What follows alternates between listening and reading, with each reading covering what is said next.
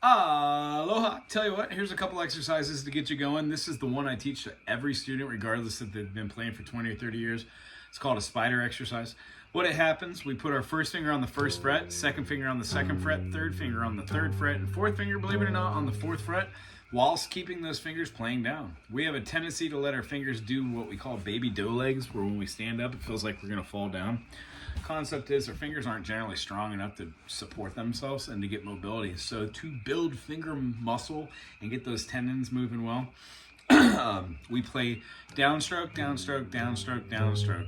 Then we move one finger up to the second string whilst playing through the E string into the A. This gives us an idea how far the string is away from each other. It's about the size of a small pinky fingernail, less than a quarter inch. One of the exercises, if you don't like doing that, is to mute the strings and just listen to each string. Do it like 100 times.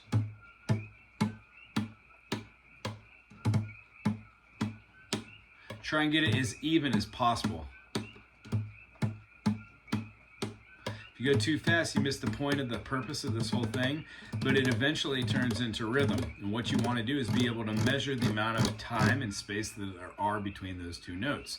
One great way to do that is just to take a pick and play E string, which is your sixth string, to your fifth, E to your fourth, E to your third, E to your second, E to your first, and so far. You can do all these back, forth, over and over and over and over again. I keep 3 fingers out, but when I'm practicing, sometimes I'll pull a finger in, so the weight of my hand changes. I'll pull a pinky in and hide my pick, so when I'm playing finger style, it is hidden and I can pull it back out. Thusly, you do not use your pinky when playing finger style. The guitar itself I see as having 4 strings and 2 strings as a bass. The purpose of the spider exercises are to explore that one open, 1, 2, 3, 4, and then an extension with your finger to the 5th. When we play each one of these with an alternating picking style, we gain speed. But this exercise isn't really for speed. Take the pointy edge of your pick and fold it downwards. There used to be a game, Thumb War. Take that pick and put it so the pick is pointing back towards you. Meaning, if you have one of my picks, the foot, put your thumb in the circle and point the pick back towards you. Gives you a flat edge. Much easier to do rhythm exercises and learn while playing. When we play 1, 2, 3, 4, we keep all 4 fingers on there. And these are pointy notes. They are not flat. There are 2 ways to play the guitar. Flat notes with a full bar, partial bar, half bar, and then just 2 notes down, that is also considered a half bar. This with 3 notes down or 4 notes down or 5 notes down are just ways to play bar chords. All are acceptable. So when playing a chord which incorporates the top of a chord, let's say like this 11 chord, I only really need to bar the first 3 and put down a finger. If I was going to play like a flat minor 11, I would put down my fingers like this, or an F sharp minor 11, or a D major. I could wrap my finger around for an F. But all these are just chordal structures based off of triads or adding another note. Generally in music we add the 7th, major or minor 7th, and then occasionally we add a 2 or a 4 to give a sustain. These are all intervals based off of a 1, 2, 3, 4, 5, 6, 7 system. Thusly, when we learn half step, half step, half step, and we're fluctuating between all these downstrokes on our plucking hand,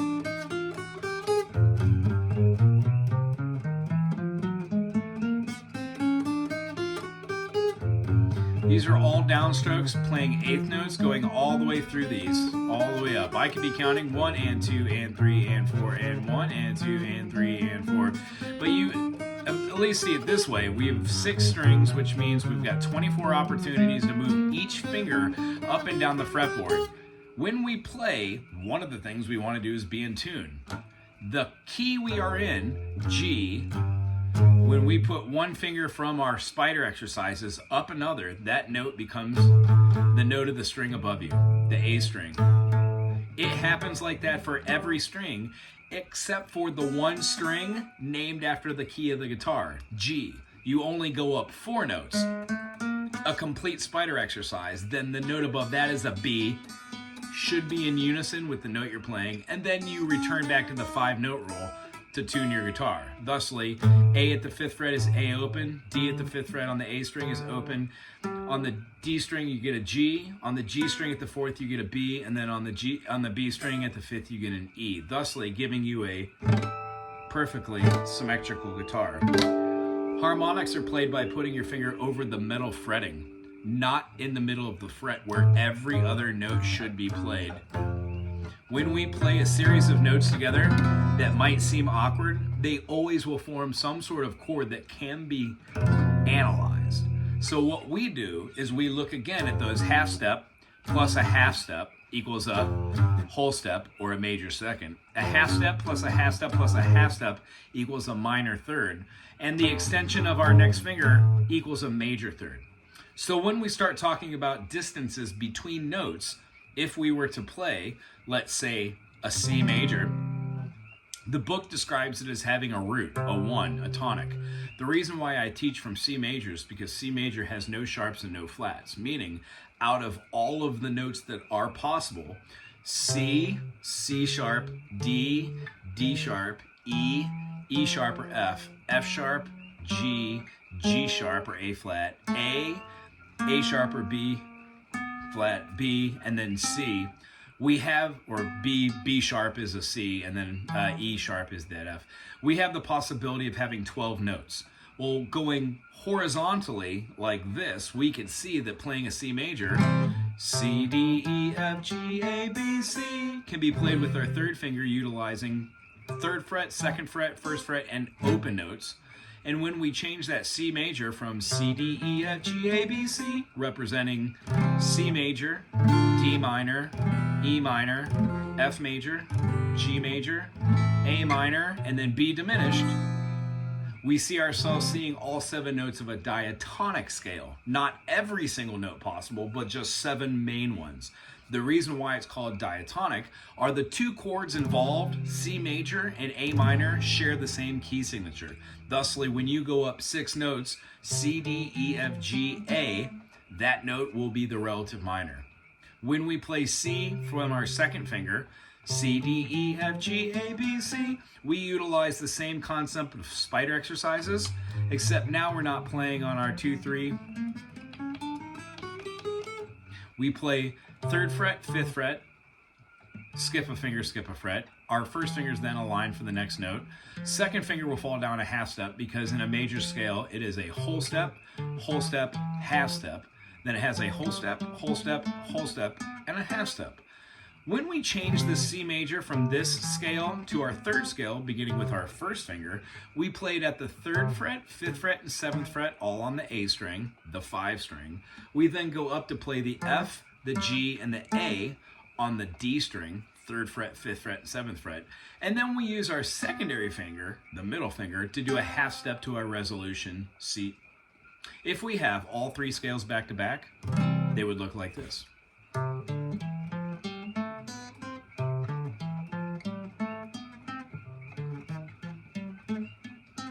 All 3 are mobile, meaning when we learn how to play 1, 2, 3, 4, 5, 6, 7, 8, 9, 10, 11, 12, it starts over, as 12 is an octave. If we play that same function on the E string, we get E to F sharp as a whole step, F sharp to G sharp as a whole step, G sharp is the 3rd, so it goes to the 4th as a half step. Continue with 3 whole steps, whole step, whole step, whole step, and then a half step for resolution. So we can see that no matter which way we're going, horizontally or vertically, we can cross from one section with a quick slide. Now we're in a new section. We can continue these kind of movements up the fretboard, another slide, and then continue these movements all the way up the fret until we're in another quadrant, thusly being able to go from one side of the instrument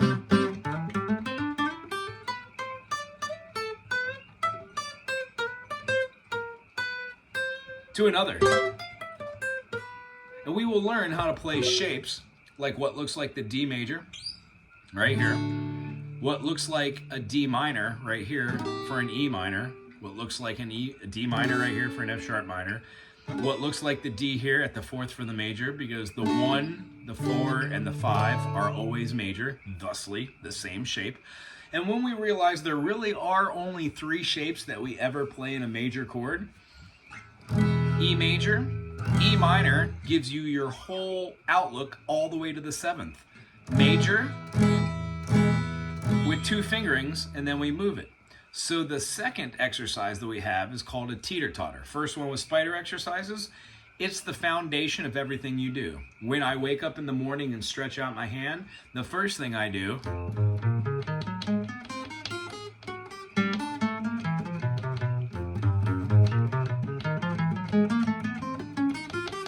spider exercises don't have to be boring 1, 2, 3, 4. You need to start somewhere though. So one of the ideas is remembering. I know that this is an F sharp. I know that this is a B. I know that this is an F sharp, and I know that that's a B. And I know that this is an F sharp augmented. And I also know when I start practicing these all in order, it tends to be something I use a lot when playing jazz. So the concept is you learn baby steps on how to walk. You add context like do, re, mi, fa, sol, la, ti, do.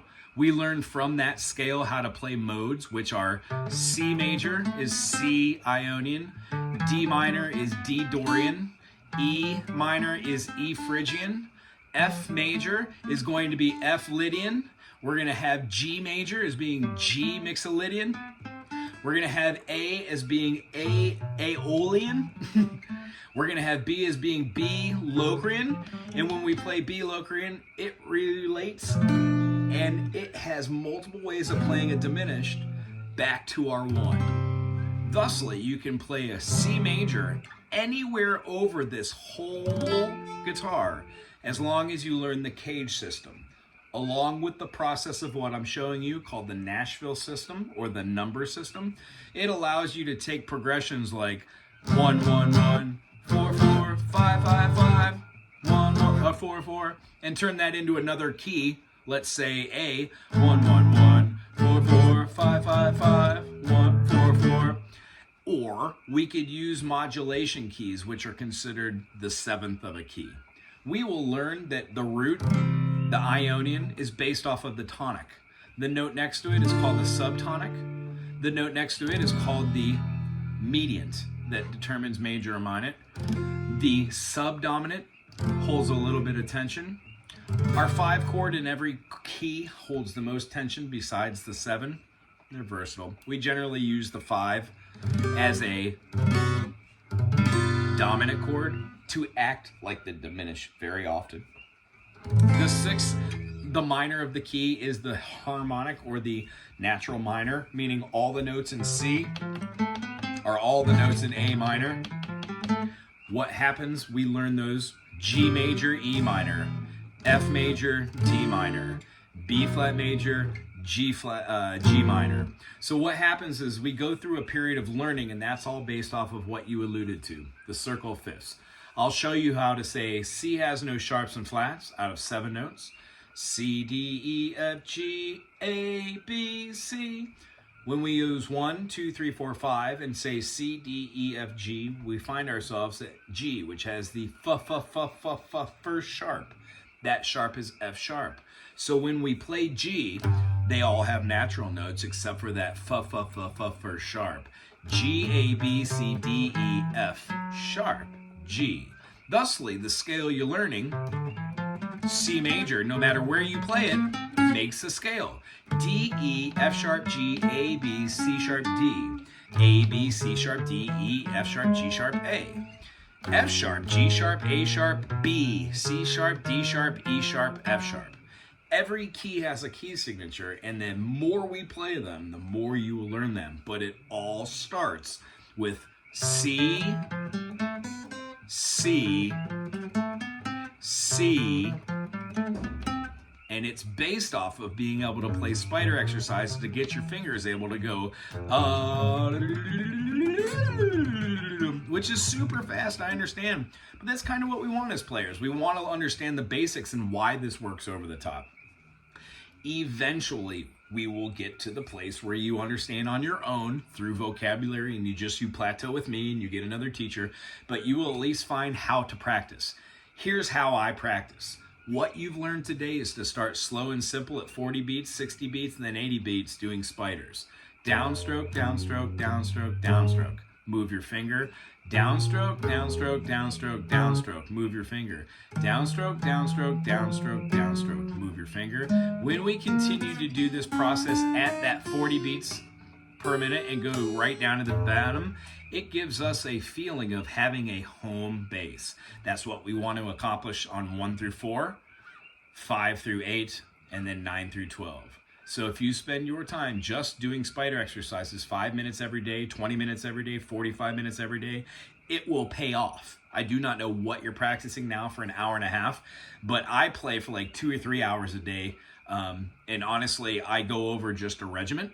I do a practice. I review something that I've played to see if I could still play it. I learn a new concept, and then I teach something on my channel, which helps me remember things. So if you can do that process, that's my process by which helps me learn.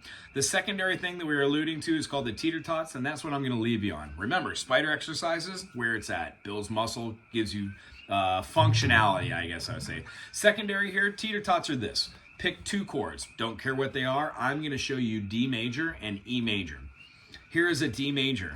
It is a D, F sharp, A. Now we have 6 strings, meaning when I play these 3 notes, out of all of them, D has 2 sharps. One of them is the 3rd, the major, and the 7th, which is the diminished. When we go for a D, E, F sharp, G, A, B, C sharp, and D, I get rid of my 6 and my 7, which give me my alternate tones. I have my 1, 3, and 5 exhibiting D, skip the E, play the F sharp, skip the G, play the A. My triad for a D major is a D, F sharp, A. When I play the open string, it doesn't quite work. Therefore, X, I don't play that string. Now you can play the low A when playing a D major. It fits. However, the tonality of playing the D as your first note really sets the tone in the low mark as being the D major. So no matter where you play this D major, it will always want to have the D tonality. So when you play a D major bar chord to the 5th fret, yes, you can include the 5, the A, but it's not needed. When you play this D major, you have 3 fingers on and 1 finger off. I behoove you to play a whole note, 1 and 2 and 3 and 4 and 1 and 2 and 3 and 4 and down on the 1, rest on each additional beat until the 1 comes back around. If you do this, you will learn perfect rhythm. You will also have an internal clock that will allow you to be able to play multiple different signatures, and everything I will ever explain to you will always be the same and in functionality easy to replicate. Because when we play this as a whole note and we have a triad, such as a D major, we can play the D on the 1, take off our first finger, move our fingers on each one of those beats, and then play the D again on the 1, replacing each one of those fingers with additional 1. The point of this in slow motion is to keep our hand going up and down while moving our other hand. It's very much like patting your head and rubbing your belly. It's hard until you can do it, and then the idea is, can you talk and do it? Or can you drink water? Or could you balance something on your foot? So the long story short of it is, while breathing, thinking about what you're going to do next, pressing down on something, holding it with your thumb straight up and down, keeping your elbow from not digging into your crotch or your stomach, sitting up straight, not bending over to look at what your hands are doing, not fidgeting with your hands or your feet, and then remembering deep breaths. When we do all that, we actually start to see C major as being a great way to just work on individual notes, to understand them, C major to express ourselves through different modes, or just be able to see a chord, hear different shapes which are evolving from that chord based on what you're using in that natural 7 notes. But it all revolves around the triad, and it all revolves around the fact that these triads are just shapes. Major, minor, augmented. We also have diminished. We have 7 chords, which function like the diminished chords, and we've got major chords, which when we play them with different roots, function as almost whole different chords on themselves. The reason why I teach spider exercises is because most guitar players plateau at something called pentatonics. They're 5 notes out of a scale, the 1, 2, 3, 5, and 6 in a major scale, and the 1, flat 3, 4, 5, and flat 7 in a minor scale.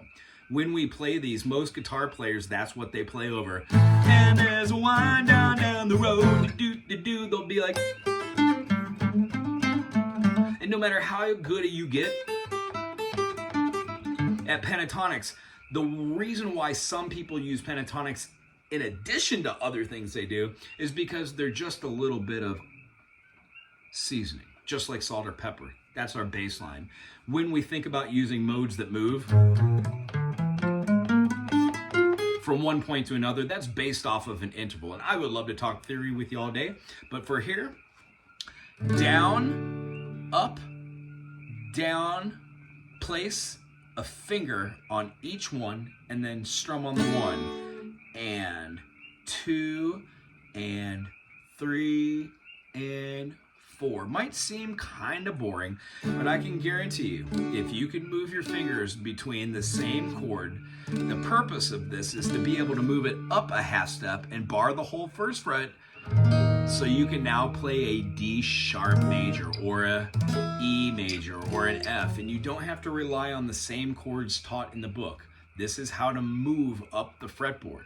Let me show it through the eyes of E. On the first fret, on the G string, 1, 2, 3, the G becomes a G sharp because the G natural has to go up in tonality, meaning the frequency or wavelength goes ever so higher on its peak and ever so lower on its trough, making the bandwidth ever so thicker. Higher notes have higher velocities, but the same note down below has the same peaks and troughs due to its Hertz resonance and its overtone series. Meaning, when you play a note, it is a function. When you play 2 notes, it's a harmony. When you play 3 notes, it's a triad or a chord, and then any additional note onto there becomes a different chord that we could, again, name later. So learning these as one chord is a great idea. For our G sharp, and then on our 5th string, the A string, and then on our 4th string, the D string, we will play our first finger there on the G sharp, our second finger on the B, and our third finger on the E, giving us E, B, E, G sharp, B, E. E, F sharp, G sharp, A, B, C sharp, D sharp, E. When we play our 1, 3, 5, we get E, G sharp, and B. When we play our teeter-totter, we go down, rest, rest, rest. Down, rest, rest, rest. Down, rest, rest, rest. And what happens is, because you're doing these in whole notes playing on the 1, if you think you got it, try it with half notes. 1 and 2 and 1 and 2 and 1 and 2 and 1 and 2 and what happens is, if you could do the same chord with quarters, 1 and 2 and 1 and 2, you'll notice that your fingers stop layering and they start moving all together. You need this functionality to go from A minor to a B diminished to a C major to a C major with a leading augmented tone to a B flat augmented to a C major again. Basically moving around the fretboard to do some pretty magical stuff with jazz or rock and roll or samba or anything you choose to play. But this is the foundation. Spider exercises, holding a pick flat end, moving your finger when you need it, getting every note to come out, And when you get comfortable going all the way up and doing these, maybe try moving yourself all the way up to the 5th fret.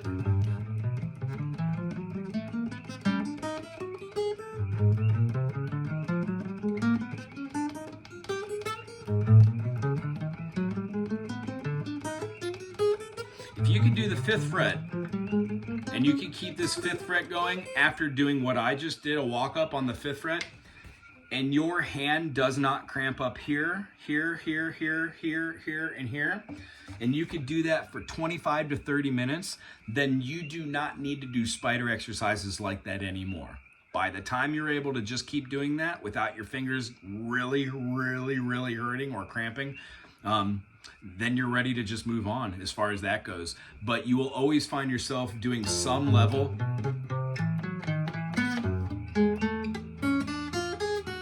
of those spider exercises, because at a certain point you use spider exercises for memory recognition. So I just played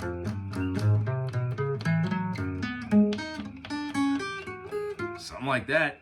But if I sat down and I went 1, 2, 3, 4, 4, 3, 2, 1, 1, 2, 3, 4, 4, 3, 2, 1, 1, 2, 1, 2, 2, 3, 2, 3, 3, 4, 3, 4, 2, 3, 4. I would be able to do that again because it's significant. It has its own kind of ambiance that was only there in space and time, you know? And I'm using the same fingers, which gives each finger purpose. That's the whole point of spider exercises. Thusly, those move into playing our scales in all 3 scale positions, and those are able to be played everywhere. These are the scales that no matter where you play them, that's a major scale. Then that's when intermediate theory begins, and what you were alluding to on page 129 starts to make sense. I hope this cleared up a lot of things for you. As I said, give me a little critique on all the information. I know it's a lot. If you walk away with this with just 1/10 of it, that's amazing. But the real takeaway is being able to play the spiders and then the teeter-totters. Because when you can play an E major like this and your fingers are solid enough to play this E, well then you can move it up and make a bar chord for an F. F sharp, G, G sharp, A, B flat, B, C, C sharp, all the way up till you get up here and have the same E. And then most of this fretboard is going to start to make sense.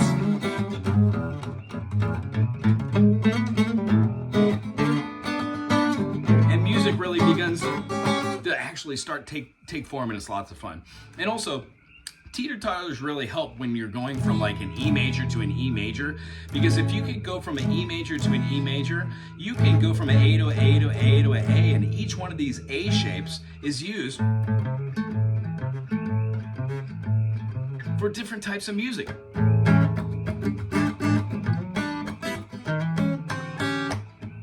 And we use different forms and shapes by knowing what notes to get rid of to form them. So being able to play an A major, a D major, an A major, and an E is great, but if you don't combine that with the rhythm skills of 1E and a 2E, a 1 and a 2E and a, you'll never be able to play the awesomeness as Paul Simon, you know? I'm a chum on road and headed ran to the police station. When Papa found out, he began to shout and started the investigation. Was against the law, was against the law. What the people saw was against the law. So being able to play a little bit of rhythm, count those, and know what those note names are, that comes later. Knowing that this is a C sharp, that comes later. Being able to effectively play every note super solid, so when you are working on scales, it's much easier to navigate with note names with an instructor rather than try and pigeonhole what a D major is, or a D major 7, or D dominant 7, or D6, or D minor, or D minor 7, or D6, or D with the F sharp. It really gets confusing, and that's why finding a good teacher in your area is a great way to employ local musicians and just really to knock it home and have rapport with somebody. I'm bummed out you went through a bunch of people and you didn't find anybody. Hopefully I could be here for you. Other than that, if you have any questions about anything I covered here, give me a shout out either via the comment section where you have my email, and I have yours now. It's very nice talking to you today. I hope this helps, and aloha.